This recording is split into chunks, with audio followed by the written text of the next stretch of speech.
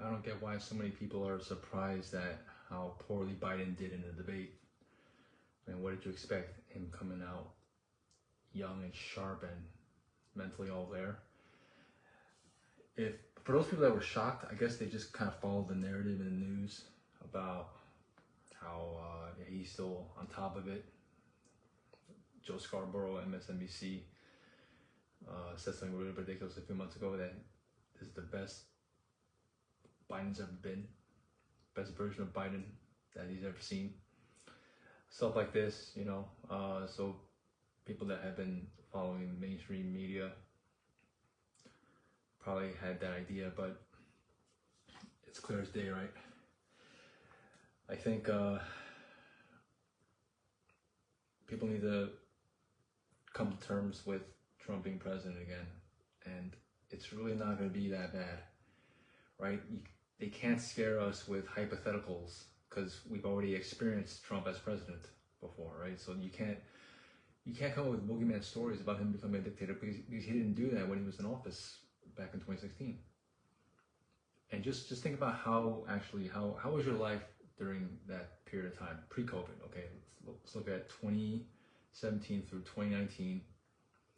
2019, in my opinion, was probably the best year on record for the earth, for the world. Pre-COVID, you know, economy all-time high. The purchasing power of the dollar was strong. There were no new wars, right? The 500,000 Russians that had died, they were all alive while Trump was president, right? All the hundreds of thousands of Ukrainians dead, they were alive when Trump was president. All the tens of thousands of Palestinians killed, brutally killed, were alive when Trump was president. The Israelis that were killed on October 7th, they were all alive when Trump was president. And yeah, okay, forget about, you know, well, Trump said this, Trump said that, this and that and the other. Anything media related, that's not your real life, right? Look at your real life. Like going to the grocery store, making those trips, buying groceries. Think about then versus now, how much you were paying, how much did it cost going to a restaurant, fill up your car, or for the EV owners, how much was electricity versus now energy costs. You know, like I remember I could feed my whole family of 4 for under $20. It was doable. It wasn't like impossible. Now, pretty much it's the same thing, but double the price. Yeah, I mean now it's really hard to feed them under 40. And no more dollar menu at McDonald's. You know, gas is like more than double the price. Electricity is more. Natural gas is more. All this. So just think about your day-to-day life. Did it get worse? Did it get worse or did it get better after Biden took office? And just maybe the general feeling of safety, of seeing the number of homeless, especially here in California. But I mean, every metric you can think of, like life was just better under Trump.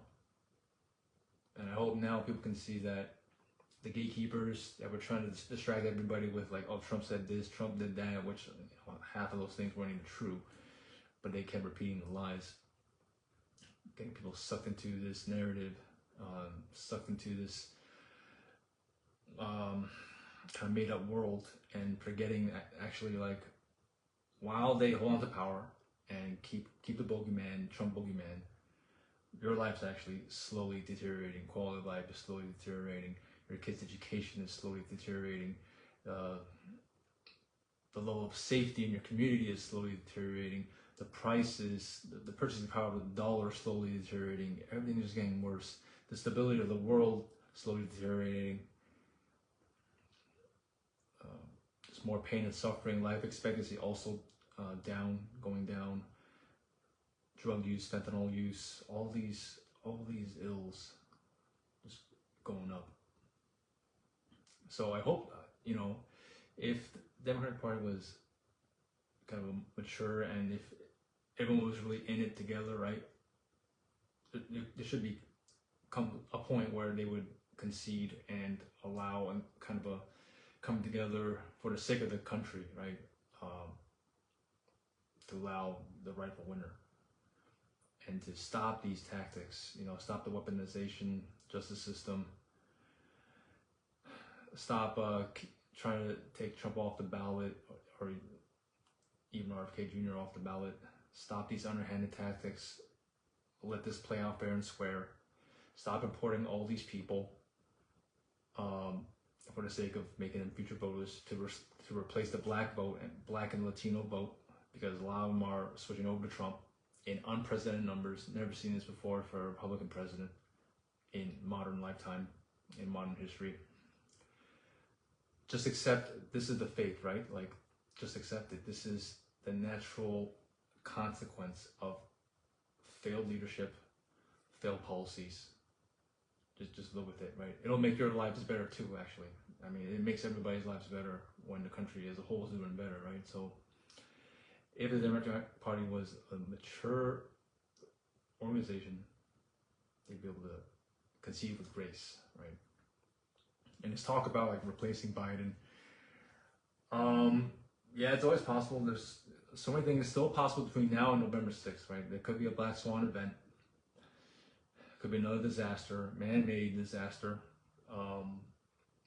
to again disrupt the election.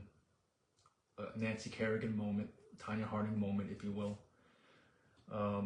That can always happen, but I don't think Biden will want to give up power.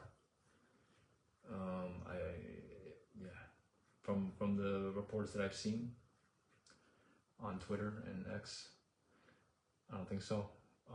And the alternatives are also just as unpopular. Gavin Newsom is very unpopular here in California. Kamala Harris, that'd be a complete utter disaster. She might be even more unpopular than Biden. So just like, I don't know, gracefully admit defeat and come together to work for the sake of the nation. We have no choice. We can't keep going down this road. Otherwise, we're gonna just self-implode. Okay, so I just want to share those thoughts. Thanks everybody for tuning in. TSG, peace.